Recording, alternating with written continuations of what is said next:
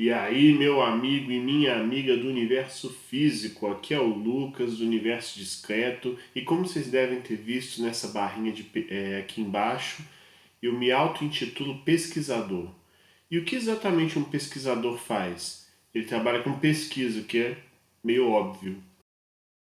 Vamos supor que eu descobri uma nova maneira de detectar câncer precocemente em imagens médicas. Vamos pegar um tipo de imagem, seja uma imagem produzida por uma mamografia, um ultrassom, ou até imagens infravermelhas, que é o que eu trabalho e eu pretendo fazer um vídeo falando disso.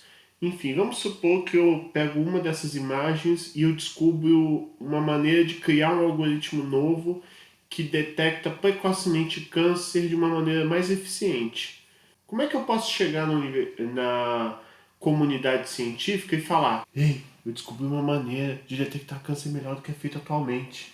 Note como isso já é uma dificuldade, isso já é um problema. Como que eu comunico para a comunidade científica, como que eu comunico para a sociedade que eu fiz uma descoberta importante, ou no ramo da computação, ou em qualquer ramo científico? Outro problema também, aí já partimos para o segundo problema, é descobrir como eu sei que a proposta que eu criei é melhor ou tem alguma vantagem em relação ao que já existe. Hein? Hein?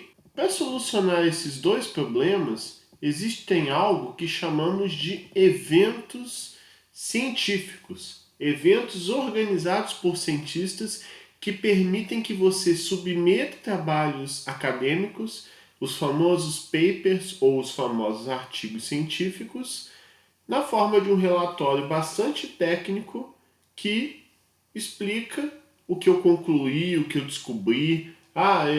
Trabalhando com tal algoritmo eu consigo detectar câncer mais precocemente, blá blá blá blá blá blá, e por aí vai.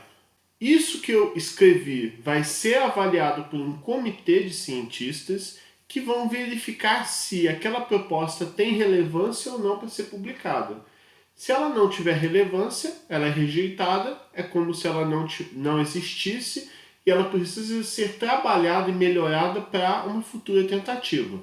Se aquilo for aceito, aquilo passa a fazer parte da comunidade científica e você passa a formalizar a apresentação de uma nova ideia para não só o meio científico, mas para toda a sociedade.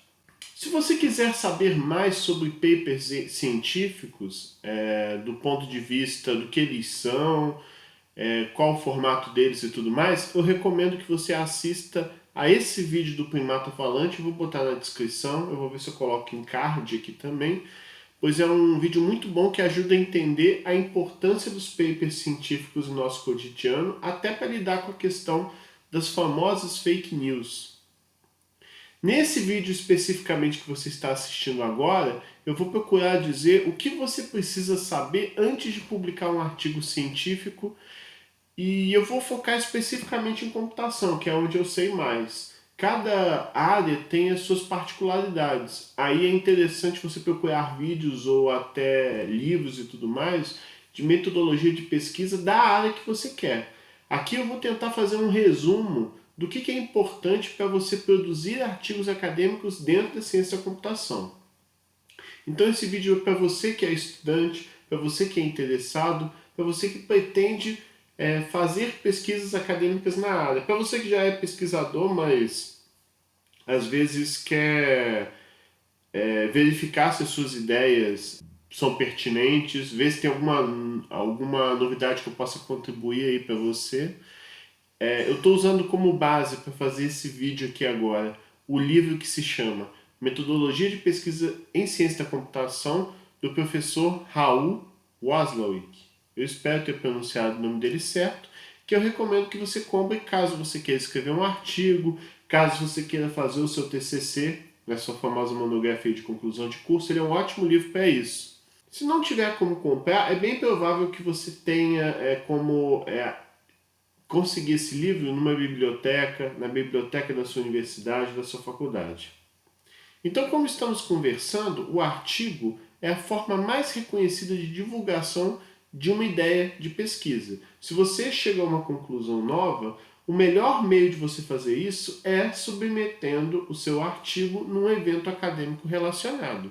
Não adianta muito você fazer uma descoberta científica nova e escrever na revista Caras, por exemplo. Não vai fazer muito sentido, os cientistas talvez nem percebam a descoberta que você fez e passe batido.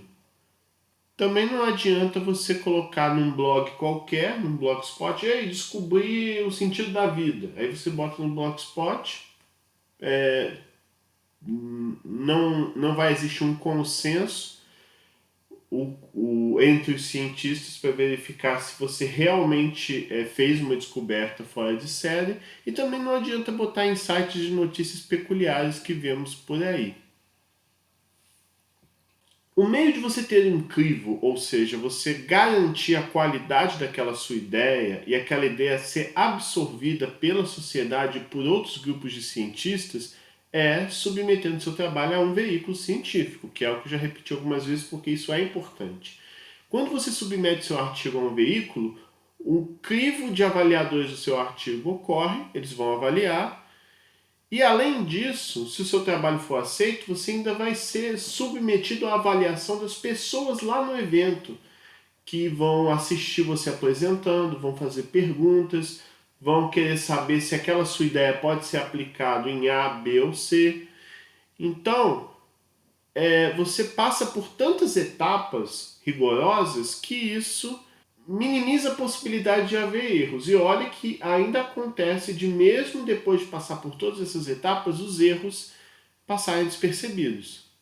Ainda assim, esse é o melhor paradigma que nós criamos no campo da ciência para validar ideias. Quando você está no mestrado, no doutorado, espera-se, ou até em alguns casos, exige-se a publicação de um artigo em um evento ou em um periódico de boa qualidade. A gente vai entender a diferença entre evento e periódico ao longo do vídeo e também vamos entender o que é um evento ou um periódico de boa qualidade. Como eu sei que um veículo é bom ou um veículo é ruim?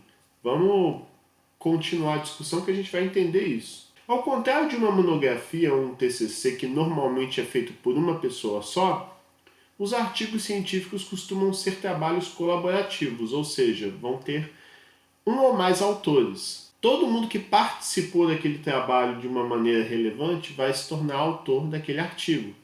Isso é bom, pois a partir do momento que você tem muitos pesquisadores trabalhando juntos, isso meio que garante a qualidade daquelas ideias que estão inseridas ali naquele texto. Em várias áreas é assim, mas no caso da computação, o primeiro autor de um artigo é considerado o autor mais importante, o que trabalhou mais, o que fez mais coisas, o que se dedicou mais e que desenvolveu a maior parte desse trabalho. Se esse artigo que está sendo publicado é fruto das ideias feitas ao longo do mestrado ou do doutorado de uma pessoa, então a tendência natural é que ele seja o primeiro autor. Depois dele é comum aparecer o nome do orientador. O orientador é uma pessoa bastante importante para guiar o estudante nas conclusões do trabalho, além de ter papel vital na revisão. Então, eu gosto de traçar um paralelo com o Karate Kid. O estudante e o seu orientador têm uma relação meio Daniel-san e Mestre Miyagi. Por mais que o Mestre Miyagi dê todas as direções, ele diz, você tem que golpear assim, o assado, pega casaco, joga casaco, pega casaco, joga casaco, no caso do remake novo. No caso do estudante e do orientador, é uma relação bastante parecida. Quem vai realmente fazer o trabalho pesado e tudo mais vai acabar sendo o aluno, é natural. O orientador está ali para que o aluno não se disperse, não se perca na quantidade de ideias. E olha que se você já fez um TCC ou já trabalhou no mestrado ou no doutorado, a coisa mais fácil do mundo que tem é se perder ali. Ao final, poderão aparecer como autores alguns colaboradores, co-orientadores, colegas ou outros pesquisadores que tenham contribuído de alguma forma no texto. Como eu falei, essa não é uma regra obrigatória. Tem áreas que costumam adotar a ordem alfabética de autores. E existem áreas também que alguns artigos não têm a participação do orientador. Mas eu quero deixar bem claro que no caso da ciência da computação isso não é comum. Normalmente o primeiro autor é a pessoa que deu maiores contribuições do trabalho, depois vem o orientador no texto, e só aí vem outros colaboradores, colegas, pessoas que participaram da revisão do texto e tudo mais. Só que é importante tomar cuidado para não colocar pessoas demais, porque existe uma observação dentro da área acadêmica que se você coloca pessoas demais no artigo, principalmente pessoas que não tenham feito nada no trabalho, isso pode passar a impressão de que você está tentando artificialmente melhorar o currículo de alguém. Então, fique atento com isso, que isso também não é uma coisa boa, isso é uma coisa que não agrada muitos comitês de conferências, eventos e tudo mais. E eu sei que parece meio óbvio de dizer isso, mas não se deve escrever um artigo científico se você não souber o que vai dizer. Parece senso comum, mas tem muitos estudantes que começam o trabalho assim. Eles começam tentando escrever alguma coisa em cima de algum tema, mas não sabe claramente que ideia quer passar, o que aquele trabalho tem de novo, porque se você está escrevendo um artigo e não há nada de novo ali, nenhuma avaliação, nenhuma conclusão que faça sentido entrar no panteão da ciência, então por que você está escrevendo esse artigo? Se você está em dúvida se a sua ideia está madura ou não para virar um artigo, tente pensar uma única frase que resuma as contribuições do trabalho, ou seja, quais novidades e consequências serão introduzidas na área após a publicação do seu trabalho. Então tenta pensar numa frase que diga que novidades e que consequências aquele trabalho está trazendo para a ciência. Se você não conseguir fazer isso, então é bem provável que sua ideia ainda não está madura bastante. Nesse caso é importante você ler mais artigos para ter mais inspiração. Tente ler artigos e na conclusão dos artigos que você está lendo, tente ver nos trabalhos futuros de outros pesquisadores se tem alguma coisa que você pode contribuir no seu artigo. Os trabalhos futuros geralmente são campos bastante férteis de ideias para você propor alguma coisa nova no seu trabalho. E é claro, não deixe de conversar com o seu orientador, já que ele é uma pessoa que tem mais experiência e vai saber melhor descobrir caminhos nesse trabalho que você está desenvolvendo. Então, deixando bastante claro, um artigo científico deve comunicar uma ideia nova que irá alterar a realidade daquela área que você está estudando. E isso deve ser feito de maneira clara e objetiva, sem encher linguiça, sem ficar escrevendo coisas que não agregam tanto ao trabalho.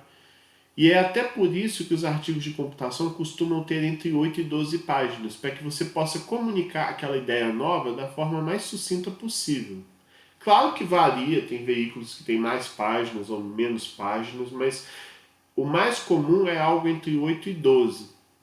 Então seu artigo precisa ser bem enxuto, bem direto ao ponto, e você não deve ficar fazendo uma narrativa, começando na Grécia Antiga até chegar na ideia do seu trabalho. Abraço aí pro pessoal do Dragões Garagem, que sempre faz isso nos podcasts deles. Se existem fundamentos que precisam ser entendidos para que o leitor compreenda bem a sua proposta, então você deve citar livros ou outros trabalhos que explicam esses fundamentos. Para entender melhor isso, imagina que você está criando um artigo que apresenta uma rede neural para discriminar quais são os melhores filmes de herói baseado na opinião do público da internet. Qual é o melhor filme de herói? Vingadores Guerra Infinita? Homem-Aranha 2? Homem de Ferro 1? Mulher Gato? Batman e Robin? Enfim, vamos supor que você criou uma rede neural que faz um ranking dos melhores filmes de herói baseado nas opiniões da internet. Isso me parece um trabalho interessante de pesquisa. Agora, se você vai enviar esse artigo para um evento de inteligência artificial, não faz muito sentido você ir explicando no texto que é uma rede neural. O que você deve fazer é dizer qual o modelo que você usou, no exemplo, rede neural. Por que você escolheu rede neural? Ah, porque rede neural lida bem com base de treinamentos de filme, bababá. Nem sei se é verdade, mas você vai ter que explicar por que você escolheu ele, por que você não escolheu outros, e colocar uma citação que explique esse conceito. Por exemplo, algum livro de inteligência artificial que explica o que é rede neural. Dessa forma, se o leitor já sabe o que é rede neural, ele não precisa ficar perdendo tempo lendo no seu artigo o que é esse conceito. Agora, se tiver um outro leitor que não sabe o que é rede neural, ele vai olhar aquela citação que você fez, aquela referência bibliográfica, e vai poder ir para o livro para aprender melhor e entender a fundo o que você fez. Nesse evento de inteligência artificial, talvez seja importante você explicar um pouco melhor o que são os filmes de herói, falar sobre quadrinhos e falar sobre cinema. Já que os leitores que vão estar lendo o seu trabalho, o que sabemos é que são cientistas ou pessoas interessadas em inteligência artificial e não necessariamente com conhecimento de filmes de herói. Então você vai ter que ir mais a fundo para explicar esses conceitos importantes de cinema. Se a situação fosse inversa, ou seja, se você estivesse pegando esse trabalho e submetendo para um evento de cinema, aí você não ia ter que explicar quase nada sobre cinema ou filme de herói, já que a gente presume que as pessoas que estão lendo os trabalhos daquele evento já sabem disso, mas você ia ter que explicar a fundo o que é uma rede neural, já que eles provavelmente não vão conhecer este tema. Assim, o seu artigo deve enfatizar os resultados concretos de sua pesquisa, deve mostrar como o autor chegou a essas conclusões e, mais importante ainda, esclarecer qual é o problema que o seu artigo resolve. Pergunte-se, por que eu estou escrevendo esse paper? Se você está escrevendo um artigo para documentar o que você fez nos últimos 2 anos, então você devia fazer um blog, um vlog, falar da sua vida, procurar alguém que esteja interessado em saber o que você faz no seu cotidiano, se candidato no Big Brother, sei lá. Não me leve a mal, mas talvez as pessoas não estejam exatamente interessadas no que você está fazendo. Porque talvez o que você fez nos últimos 2 anos não tenha nenhuma contribuição científica de verdade. Outro motivo ruim para você submeter um artigo é porque eu preciso defender minha dissertação ou tese. Essa é uma justificativa até sincera do pessoal da pós-graduação que sofre uma pressão enorme para submeter e publicar artigos e acabam sendo forçados a publicar alguma coisa ou qualquer coisa para ter subsídios suficientes para defender seu trabalho. Mas lamento, isso não é suficiente para você sustentar um artigo. Desculpa aí, galera da pós. Nem preciso dizer que submeter um artigo, pois preciso melhorar o meu currículo para tentar uma pós, também não é uma justificativa muito plausível. Você só deve escrever um artigo se o seu objetivo é comunicar uma ideia científica a alguém. Nesse caso, responda mais 2 perguntas. O que o seu artigo quer comunicar e qual é o público-alvo do seu artigo? Se você puder responder bem essas 2 perguntas, então, meu amigo, fechou, você tem premissas suficientes para publicar, para escrever seu artigo e ter altas chances de ser publicado. Outra dica que eu te dou é tentar fazer um artigo focado numa única hipótese. É melhor pegar uma ideia só e trabalhar ela bastante. Por exemplo, a hipótese deste trabalho é que por meio da regressão logística é possível adivinhar qual candidato à presidência será eleito em 2018. Esse é um trabalho forte, tem uma ideia bem clara e bem específica. A gente vai verificar se a regressão logística é capaz de predizer que candidato vai ganhar a eleição baseado em tweets, baseado em posts no Facebook, baseado em algum conjunto de dados. Aí você pega essa hipótese, essa ideia que sustenta o seu trabalho, que você vai ao final verificar se ela é verdadeira ou não, e trabalhar essa ideia ao máximo. No caso de várias ideias ou várias hipóteses, é melhor você escrever vários artigos. Sei que parece que eu vou dizer outra coisa óbvia, mas é importante verificar se a ideia do seu artigo já não existe, se já não foi publicada por outra pessoa ou se já foi publicada por outro grupo de pesquisadores em algum evento. Não adianta você escrever um artigo afirmando que inventou um aparato bastante útil chamado roda, porque essa ideia já existe, já foi desenvolvida, já foi publicada e já foi até melhorada. Então, antes de cair na tentação de escrever seu artigo com aquela ideia fenomenal que você teve, pesquisa muito na internet, procure no Google Scholar, que é uma ferramenta de busca de trabalhos acadêmicos muito boa. Procure bastante para verificar se você não está escrevendo um trabalho que já existe e que talvez já tenha até sido melhorado enquanto você está tentando. Parece óbvio, mas eu já vi casos da pessoa cometendo esse equívoco. Uma coisa muito perigosa também na hora de escrever um artigo ou um TCC é dizer que ninguém nunca fez algo parecido ou não encontrei nada na bibliografia sobre tal coisa. Quando você usa esses dois argumentos, seja numa banca de TCC, seja num artigo, você acaba aguçando a curiosidade dos pesquisadores em querer achar algo relacionado e jogar isso na sua cara. Então, isso acaba dando a falsa impressão de que você não pesquisou direito. Sempre há algo remotamente relacionado ao que você está fazendo. Simplesmente dizer, ninguém nunca fez isso, ninguém nunca escreveu sobre isso. Você tem tantos pesquisadores no mundo inteiro escrevendo sobre todas as coisas, será que realmente ninguém nunca fez nada relacionado?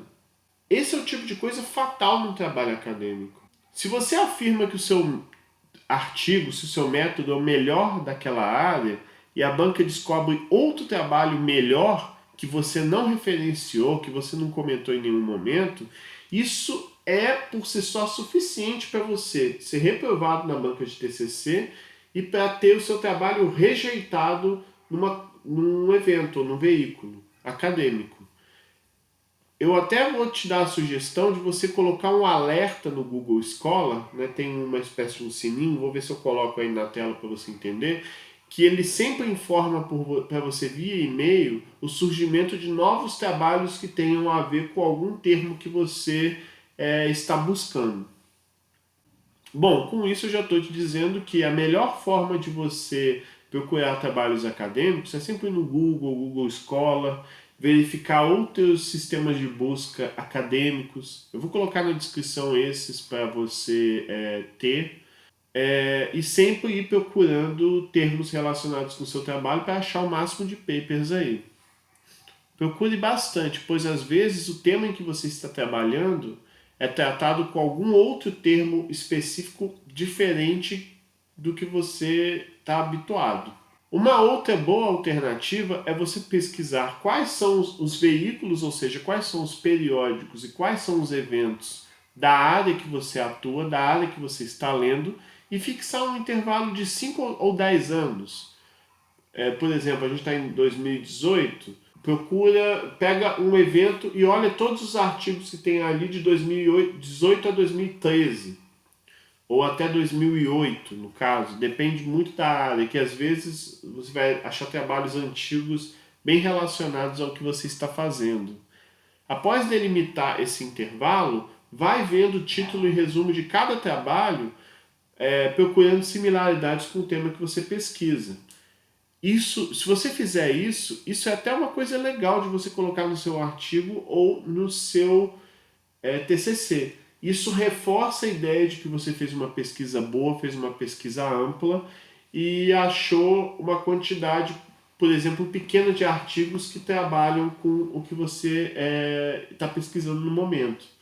Isso te resguarda caso alguém acuse você de não ter procurado direito. Agora vamos falar de contribuição do artigo, que é uma coisa muito importante quando a gente fala de papers. Geralmente, quando um avaliador está lendo o seu trabalho para rejeitar, para aprovar ele, para verificar se ele merece ser publicado ou não, o avaliador costuma partir de uma posição bastante crítica. Ele vai procurar o máximo de defeitos no seu trabalho. E ao fazer isso, a primeira coisa que ele vai fazer é tentar descobrir qual a contribuição, qual que é a ideia nova que o seu trabalho está comunicando para a sociedade como um todo. Então, você não pode deixar a contribuição escondida, de forma que fique difícil achar ela no seu texto. O ideal é você colocar uma frase bastante óbvia no seu trabalho, como a contribuição do presente trabalho é. De preferência, coloque essa frase ao final da introdução e coloque também no abstract e no resumo, pois dessa forma é quase certo que o avaliador vai achar e vai poder refletir se aquela contribuição é de fato relevante ou não. Se o avaliador não acha a sua contribuição de maneira clara, a tendência natural é dele rejeitar seu trabalho. Outro ponto importante é que a contribuição não pode ser nem pessimista demais, nem muito exagerada. Principalmente ser exagerada, pois se você tem uma contribuição muito grande, então você vai ter que ter evidências, provas e exemplos muito grandes também que sustentem aquela contribuição bastante significativa.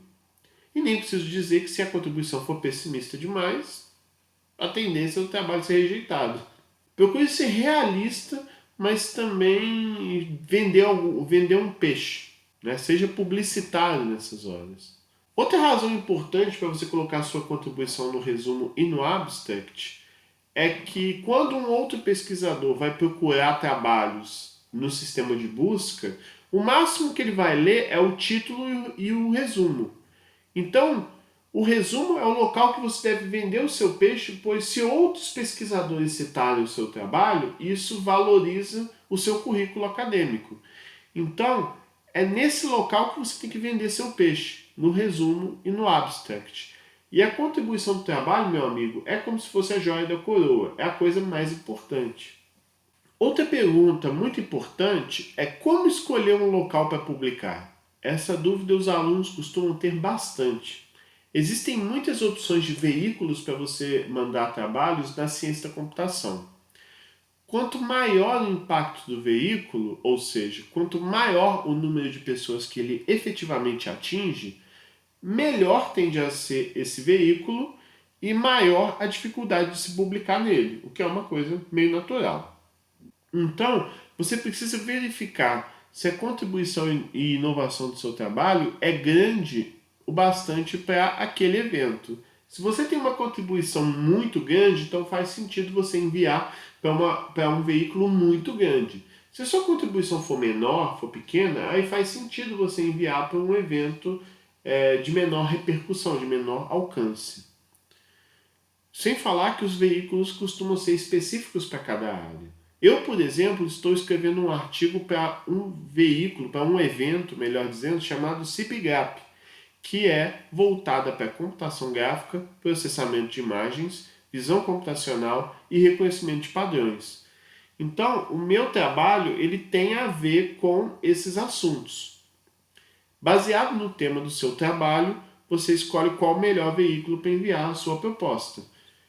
Normalmente o seu orientador vai saber te indicar qual o melhor evento ou veículo para você enviar seu trabalho.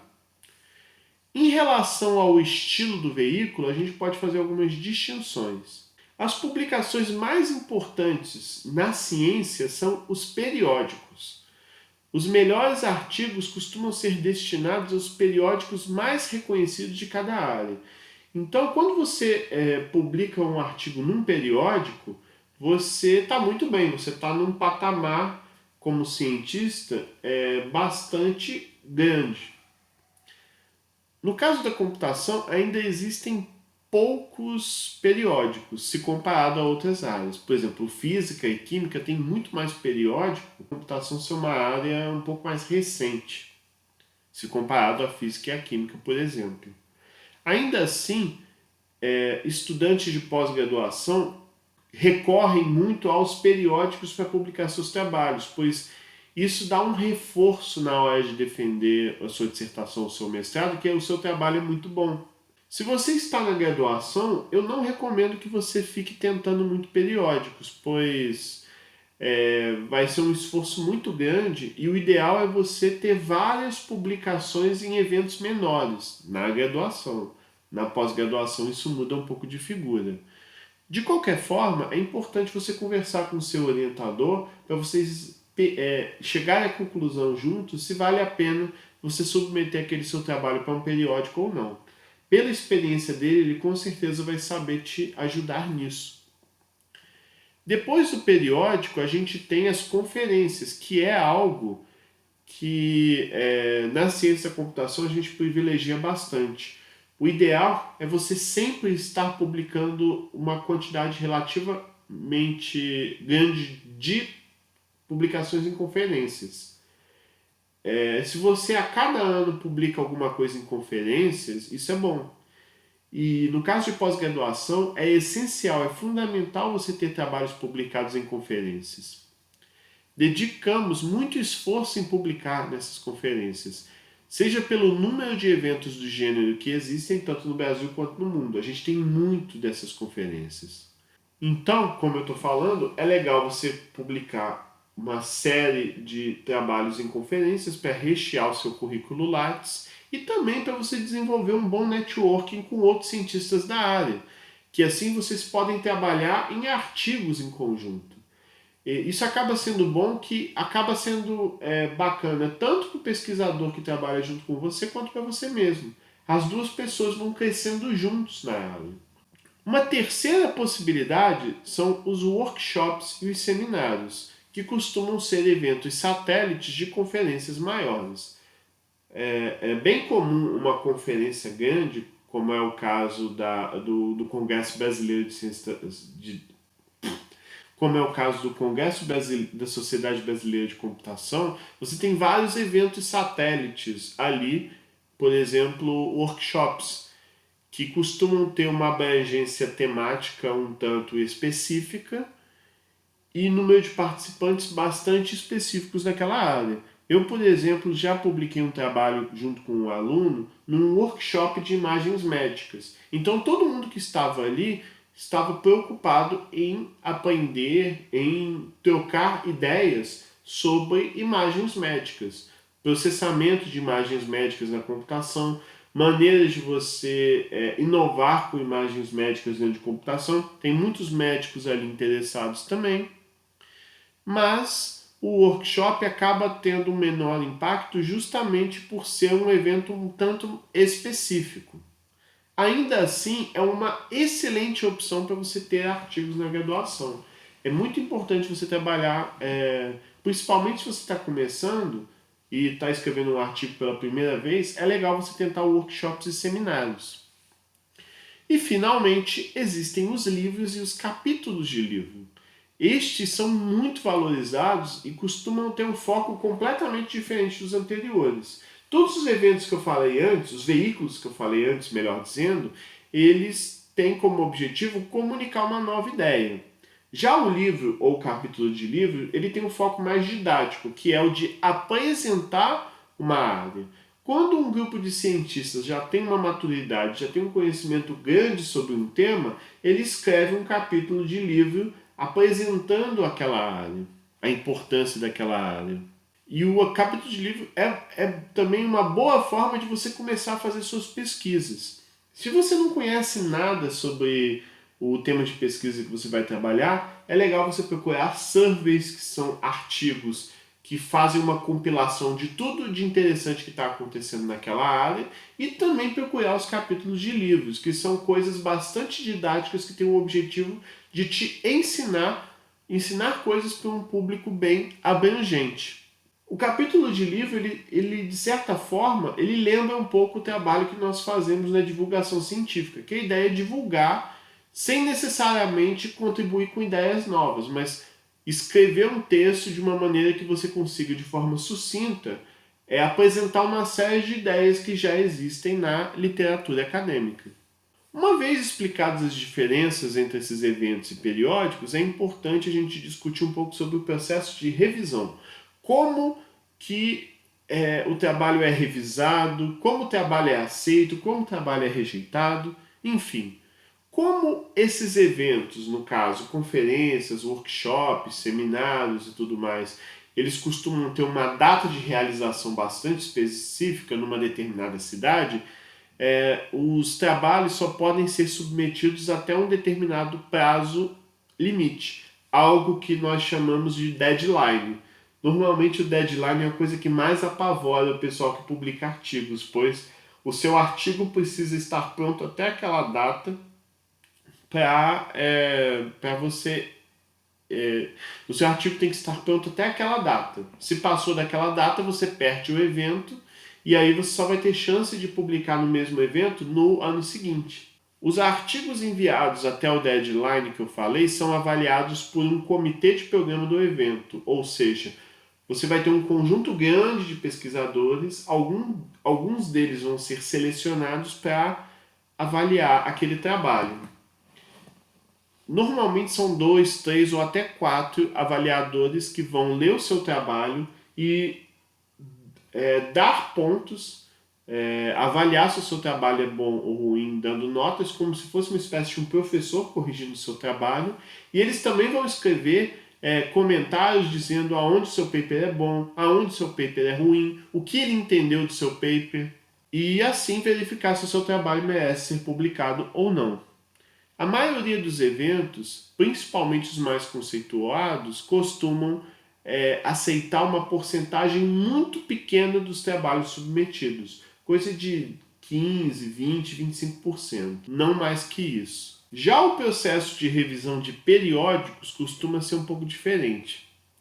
Exceto no caso das Special Editions, né, dos números especiais temáticos, que também tem deadlines, em geral, os periódicos não têm deadline, ou seja, você pode enviar a qualquer momento. Ele tem um regime de envio contínuo. Assim, você está fazendo o seu trabalho e a qualquer momento você pode submetê-lo para avaliação de um periódico. Se o periódico for aceito, ele entra em uma espécie de fila, aguardando para ser publicado. Diferente dos eventos que eu falei antes, que costumam ter uma única rodada de avaliação, que eles vão decidir se o seu trabalho é aceito ou rejeitado, no caso de um periódico, você costuma ter várias rodadas de revisão. Ou seja, você faz o seu trabalho, envia, aí o pessoal, se o seu trabalho for aceito para o periódico, aí os pesquisadores vão propor um conjunto de melhorias, vão mandar para você de volta, aí você vai mandar de novo, eles vão propor mais melhorias, vão mandar de volta, aí você vai mandar de novo, eles vão propor mais melhorias, vai ficar assim várias vezes. Teve um periódico que eu publiquei que teve entre 3 ou 4 rodadas de revisão por um comitê de 5 pesquisadores. Então eu tinha que arrumar o que 5 pesquisadores pediam 3 ou 4 vezes. E não é à toa que, por causa disso, a publicação de um periódico costuma levar meses ou até anos, para assegurar que o trabalho terá qualidade bastante para ser aceito e para o leitor que vai ler aquele periódico. Outra coisa que a gente deve considerar no caso de veículos é a abrangência. Os veículos eles podem ser internacionais, ou seja, publicados em língua inglesa, e que são distribuídos ou contam com participação de autores de vários países. Em geral, os veículos internacionais são os mais visados, são os mais valorizados. É o que a gente tende a procurar mais se a gente quer ter tem uma ideia bastante forte para publicar. O ideal é você mandar para uma dessas conferências. E a maioria dos periódicos e eventos de órgãos importantes, como os do IFIP, ACM e I3E, eles são internacionais. Porque se você publica no Brasil, a ideia acaba circulando mais no Brasil mesmo, porque o pessoal lá de fora não vai saber ler em português. Agora, se você escreve para um evento internacional em inglês, você com certeza vai atingir a maior parte dos pesquisadores que tem no mundo. Ainda assim, os eventos nacionais não devem ser desprezados. Eles são muito importantes para o pesquisador que está começando e para os pesquisadores que querem desenvolver um network, uma rede de relações com outros pesquisadores.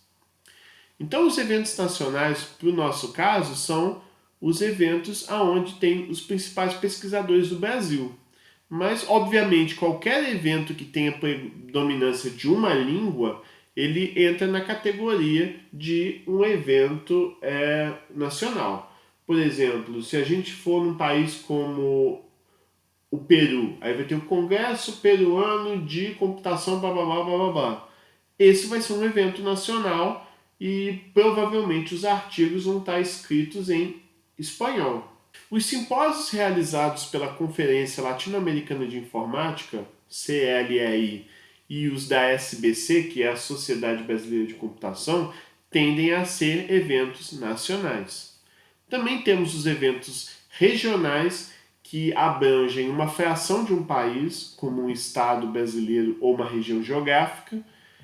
Exemplos de eventos regionais, a gente tem a Escola Regional de Banco de Dados, ou o Seminário Catarinense de Imagens Médicas. Então, eles são mais específicos de uma determinada região.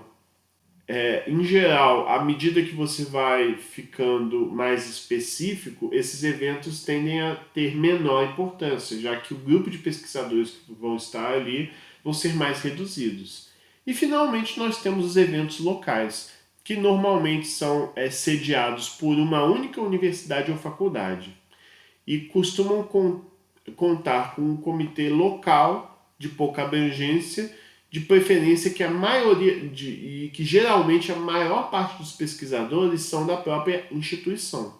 É o caso, por exemplo, das semanas de informática, que são eventos locais. No caso de onde eu trabalho, que é o Instituto Federal do Sudeste de Minas, campus Rio Pomba, a gente tem a semana de informática, a semana da computação do IFET Campus Rio Pomba. Podemos combinar a abrangência com os tipos de publicações e assim ter um periódico internacional, ter um periódico local, você pode ter um livro nacional, você pode ter uma conferência internacional, você pode ter um workshop regional e por aí vai. Você pode combinar esses vários tipos aí e perceber que existem essas combinações aí. Em geral, as conferências publicam o que chamam de anais, que são um conjunto de publicações aceitas na forma de livro. Então, todos os artigos que foram aceitos vão virar um livrinho bonitinho e você vai poder ler todos de uma vez só. Esses são os anais do evento. Se você chegou até essa parte do vídeo, então é bem provável que você esteja realmente querendo publicar um artigo, porque me aguentar falando, deixa eu ver aqui, quase 50 minutos é porque você realmente está com vontade. Então é importante você ter ciência de alguns aspectos éticos antes de publicar. O primeiro deles é que a publicação de um artigo em qualquer um desses veículos implica no compromisso de você não enviar ou publicar esse mesmo artigo ou parte dele em outros locais. Isso é uma coisa meio óbvia. Se eu pego essa ideia da rede neural que classifica filmes de super-herói e mando para um evento, eu pego essa mesma ideia e mando para o outro evento, eu estou fazendo uma coisa errada. Uma coisa que não deve ser feita. E uma coisa que, se for descoberta, a sua carreira como pesquisador literalmente acaba. Você acaba ficando queimado por conta disso. Até por isso, quando você publica um artigo em algum desses veículos, você assina um documento se comprometendo a não enviar aquela mesma ideia para outros locais. Não faça isso, isso é errado. Quer dizer, assine esse documento, mas respeite o documento. Não mande a mesma ideia para diferentes locais. Principalmente se você está começando e tudo mais, que a ideia que você acaba prejudicando sua carreira logo no começo. Outro aspecto não tão evidente, mas que também é uma questão ética bastante séria, é você não enviar um artigo a mais de um veículo ao mesmo tempo. Ou seja, vamos supor, tem duas conferências aqui de inteligência artificial. A Conferência de Inteligência Artificial de Santa Catarina e a Conferência de Inteligência Artificial da Bahia. Aí eu pego esse meu artigo de classificar filmes de super-herói e mando para os dois ao mesmo tempo. Esse tipo de coisa é bastante comum, infelizmente, é bastante comum de se acontecer no Brasil, infelizmente, e não deve ser feita. Geralmente, nos sites dos veículos, eles até escrevem um texto dizendo que você não deve submeter esse trabalho em dois ou mais locais ao mesmo tempo. Não se deve cair nessa tentação, porque às vezes a gente fica na tentação porque, ai meu Deus, se esse aqui rejeitar, eu perco esse outro. Ainda que você caia nessa tentação, não faça isso. O ideal é você mandar um trabalho para um local e, se esse trabalho tem alguma outra ideia diferente que possa contribuir, aí você pega essa outra ideia e manda para outro evento. Não pegue a mesma ideia e mande para os dois ao mesmo tempo. Isso não pega bem. Isso, inclusive, é considerado extremamente antiético lá fora. Você é muito mal visto, principalmente fora do país. Entretanto, existem alguns casos de evento que permitem isso. Às vezes o evento fala, você pode enviar esse trabalho para outro local, tudo bem. É ao mesmo tempo, tudo bem. Verifique se o evento periódico aceita isso.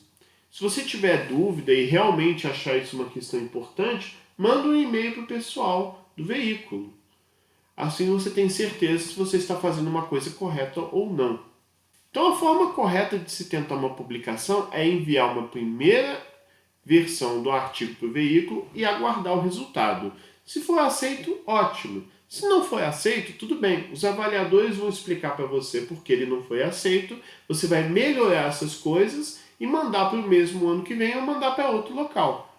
Se o seu trabalho for rejeitado, não desanime. É normal. É bastante comum que um trabalho seja rejeitado uma ou duas vezes antes de ser aceito.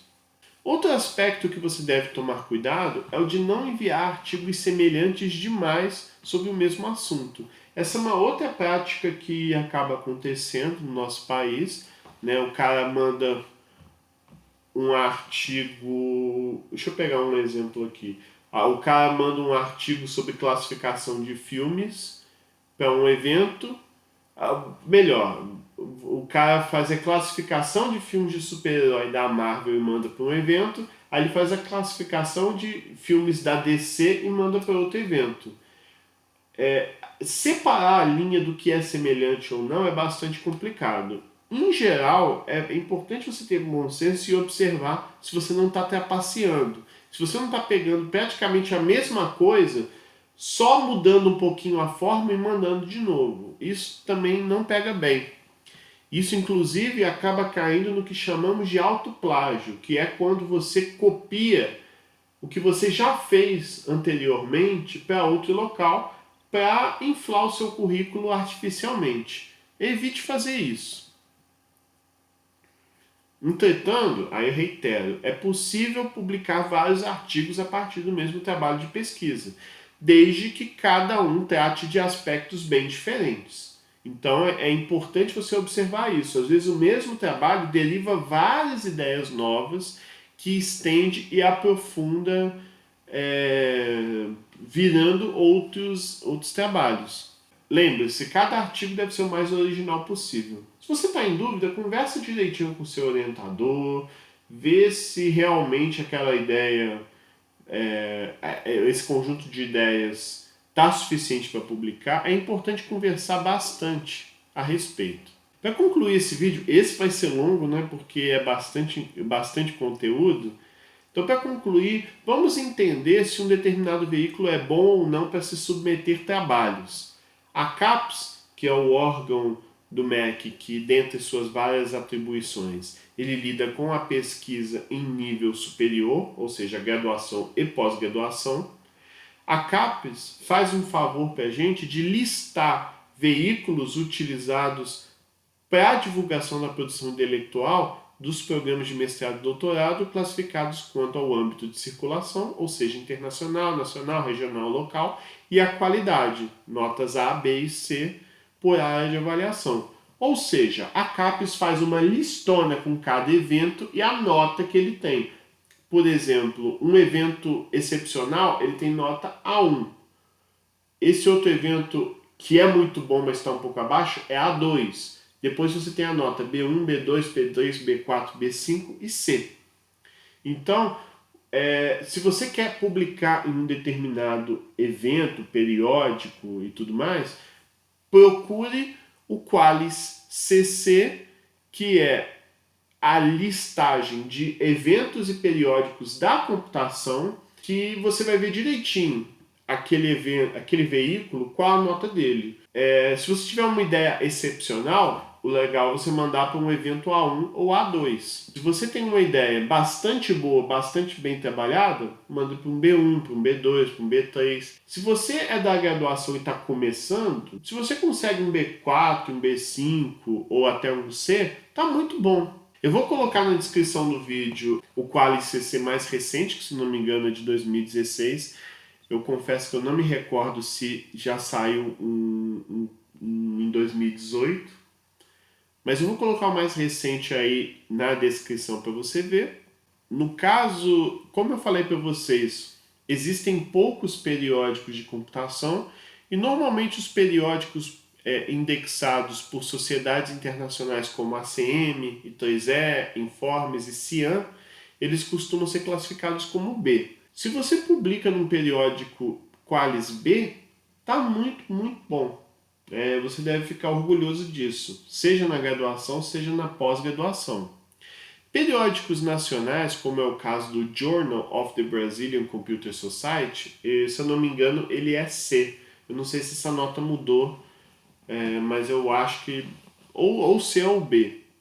Eu vou deixar essa informação no vídeo. No caso de eventos internacionais, que é o que existe em grande número dentro da computação, existe o que chamamos de fator de impacto, que é regulado pelo CiteSeer, e baseado no fator de impacto você vai ter essa nota Qualis aí definida. Um evento é de nível A se ele for patrocinado por sociedades científicas internacionais, caso do I3E, IFIP, ACM, CIAN, Informe, W3C, desde que a publicação seja um artigo completo, tenha avaliação por revisores e possua tradição. Então não adianta o evento ser bom. O evento tem que ser bom por muito tempo para chegar à nota A. Um evento é de nível B quando ele está até atendendo os requisitos de nível A, mas ainda é considerado muito recente. Só com o tempo, com a qualidade das publicações e com o número de trabalhos daquele evento sendo citado, é que a nota vai subindo de nível. Por exemplo, o CIBGRAPH, se eu não me engano, ele é B1, e o Simpósio Brasileiro de Games, que também é um evento importante dentro do país, ele é B2. E finalmente, no nível C, nós temos as publicações impressas por sociedades científicas que eu me referi antes, mas sem ser patrocinado por essas entidades. Também são no nível C as conferências patrocinadas por essas sociedades científicas, mas com caráter regional. Por exemplo, Asian International Conference ou Latin American Conference. Esses, em geral, costumam ser C. Lembrando que não é regra isso. Esse é só um padrão que a gente nota, mas a gente vai perceber alguns eventos que podem ser conferência asiática ou conferência latino-americana que é B ou talvez até A. Não leve a ferro e fogo essa regra. Os workshops vinculados à conferência nível A costumam ser classificados como C ou B5, B4. Enfim, a classificação é bastante complexa. Eu até coloquei aqui no roteiro, mas eu não vou explicar ela toda não, porque o vídeo já está bastante longo. Um veículo de publicação que não aparece no Qualis CC não necessariamente é ruim. Pode ser que não tenha dado tempo para ele entrar no índice. Depois de um tempo, quando pessoas da pós-graduação publicam num determinado veículo, aí ele começa a aparecer no Qualis. E aí é calculado a nota dele. Então, às vezes, um evento ainda não deu tempo de entrar no Qualis. Ainda assim, é importante você ver com o seu orientador que tem mais experiência e calcular se você deve mandar ou não. Ainda vou fazer outro vídeo falando mais a respeito de artigos acadêmicos e até de monografias, que eu acho que é uma dúvida, gera uma série de dúvidas aí que chamou a atenção dos alunos. Eu até fiquei inspirado de gravar esse vídeo agora, pois eu estou trabalhando num artigo para esse evento, para o CIBGRAPH. Se ele for publicado, se ele for bom, talvez eu até faça um vídeo comentando sobre esse trabalho e outros trabalhos aqui no meu canal. Muitos assuntos, pouco tempo, mas isso é bom, pois é sinal que temos bastante tema para discutir aqui no Universo Discreto. Então não deixe de curtir esse vídeo, não deixe de se inscrever, não deixe de compartilhar. Eu espero você no futuro vídeo. Valeu e aquele abraço!